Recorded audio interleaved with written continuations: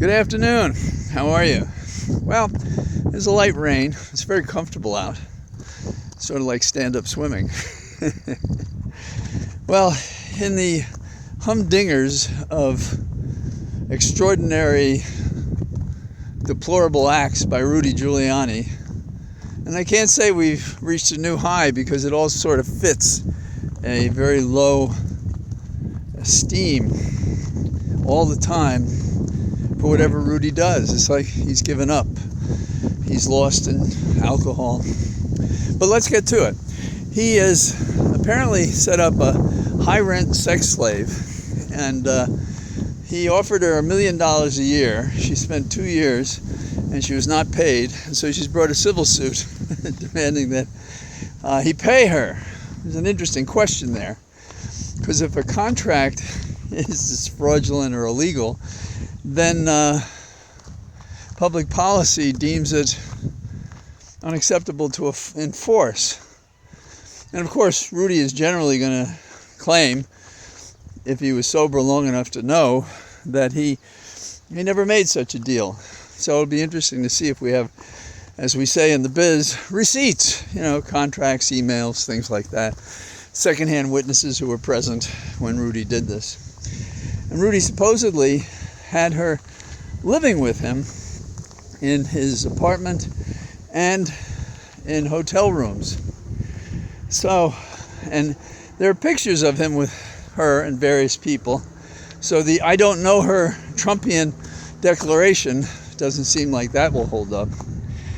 And then there's another question, which is that Rudy apparently at least said to her, or maybe she observed it, and maybe there are papers showing it, that, and I know this is not hard to believe, that they wanted to sell pardons to people who needed them at $1 million a shot. I suppose he figured, let's sell one of these and give her 1 year's pay. Instead, I think she got $12,000 for the whole time she was there. Who would agree to that in the first place? What kind of person? And then who would offer it? And as delicately as I can say it, when Rudy was on the phone with people, he would have her grant him benefits, if you want to put it that way. And so that's kind of the story. It's a terrible story, and it shows that how something is rotten in New Amsterdam, New York, when Rudy would do these things. Now, can we assume he did?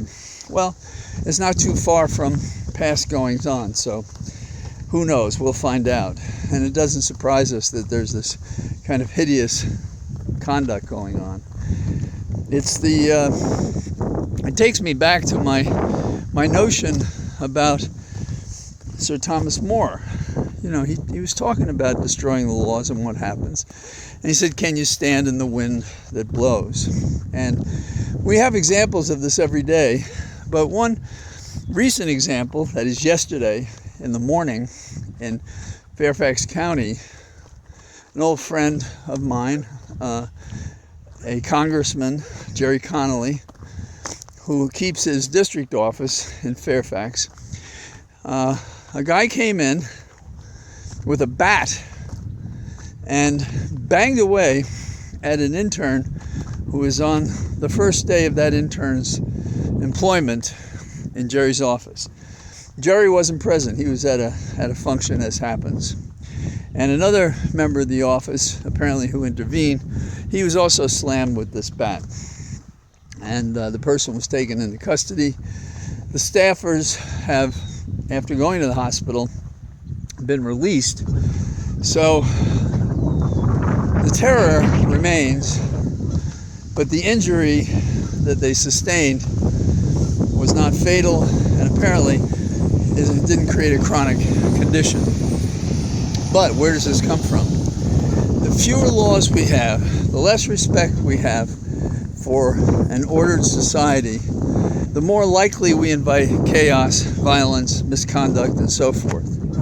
Now, if you want to take as an image of how one should conduct oneself, think of Rudy as an example, if anybody would follow him. It's hard to believe. So, what do we have? Well, I guess we have a somewhat fragile person. And luckily this person came to Jerry's office with a bat instead of a gun. He would have made short shrift of the peace and contentment of a working office if it had been anything else. But this is America. This is the image that we have now. We deal with fear. We deal with terror. The old rules are not working because nobody respects the old rules. And so we have enormous distrust. Now you've heard me talk about former Associate Justice Breyer. And he's one of my heroes because not only was he so insightful in apprehending the legal questions and asking questions on the Supreme Court, and as a model of conduct for the public, he talked about the fact that the court and the law were only as strong and as good and effective as the people trusted the institution. So from beginning to end, there's a happy dog for you. So from beginning to end, what we have increasingly is a situation in which we don't have respect for the law. We don't follow the law. We don't follow the Constitution. And then afterwards, the politicians say things like, oh, I don't think somebody should have done that. Yeah, that's their get-out-of-jail card, politically speaking, when they've done everything they could to conjure up this kind of violence and risk in our daily lives so that no one is secure anymore because everybody has a gun. Few know how to use them. Some can't think well enough to know when they should use it and have never practiced with it. And so we have a violent America, just like people have made fun of America for many years, except it's not a joke. There's no fun in having an insecure society that doesn't trust the law. And I say this as a fellow that has a lot of things to say, critical of the law. But there are ways we have to deal with this, and it's going to affect everything if we don't get smart about it. Another example from yesterday that we're discussing today is that John Durham, who is the toady for Barr's theory that what we need is a report saying there never should have been an investigation of Russia and the election in 2016 involving Trump, and Trump benefiting from that despite the meetings had and the coincidence of acts that favored Trump from the primaries when there was Russian information that was helping Trump and helping him against the other Republicans who were challenging each other to see who would be the Republican nominee. So we have Durham, who was assigned this job, and after years, he's now saying that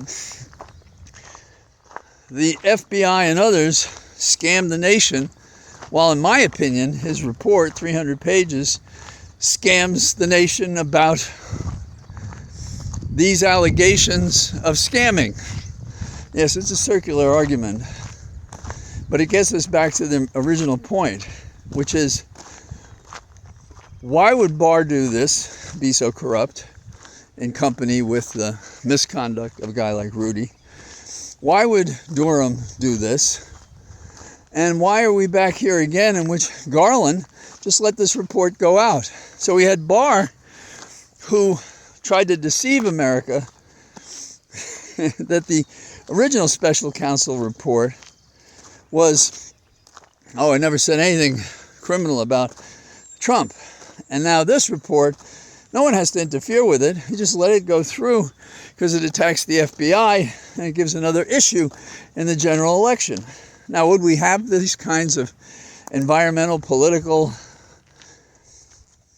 nonsense if we had prosecuted Trump? I don't know, but that's what we should have done. So Durham is the poster child for the scamming of America about our investigative inquiries into the conduct of Trump in conjunction with the Russians.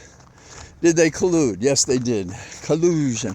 Did they conspire? I believe that they did. Did Trump show evidence of guilt by seeking to obstruct the investigation. Yeah, he did. And there were 10 different counts. But no one in our government prosecutes him for any of those. So Durham was Barr's junkyard dog, which kind of pathetically whimpered his way to this 300-page report. There's a Brad Pitt film. I don't know if you've seen it. It's a very dark gangster film. It has some fun with who the people are. It implicitly characterizes organized crime as how business also does its machinations in America. And during the movie, they show parallels of our leaders, presidents, both parties. Excuse me. There's dust in the air. They have examples, from actual, film clips of our president, Obama, and others saying things about America and where it stands. But then you have Brad Pitt at the end say, see, what we're living, which you see in the movie, this is the real world. What these guys are selling is some sort of latter-day Disney noir. And one is all hopeful and everything's positive, but the real world is not. That's where we find ourselves today. I apologize for the coughing, but as I get older, I find I'm also, now I got allergies. So what is my final observation on this? It is that we have to double down on the talk about the failures of our leaders to meet the historical challenge of our times. So that's it, and the rain is getting a little more intense, and so I'll see you tomorrow on the road. All the best from my Cathedral of Trees. Bye-bye.